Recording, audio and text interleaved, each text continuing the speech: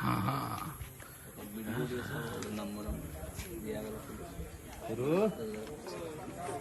ये भैया मरला संजय। अच्छा ये लगा एक लाइन में एकदम कट मरल पिछला भाग कर एकदम यही पास ही। अच्छा हट जी देखिए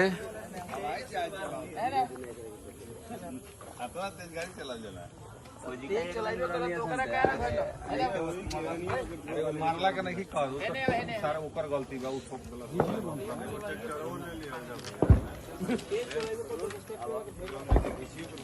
वीडियो बना रहे हैं। सर पानी वानी ठंडा उंडा देखिए ये सनी भैया है, इनकी नई फॉर्च्यूनर देखिए। आज हम लोग आए हैं भैया के गांव पे। देखिए ये जो घर बन रहा है नया वाला।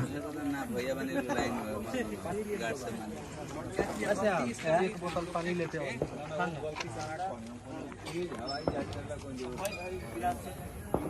गिलास के पानी चढ़ेट रहा तो रोशन ने फोन की थी ऊपर पड़ना है उनका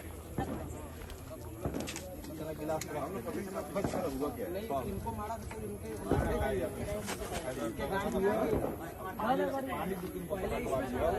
उनका सीटवा तो रखवा ना तो एक दो बोतल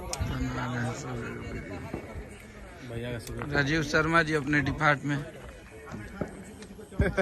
बहुत सिक्योरिटी हेड हैं ये।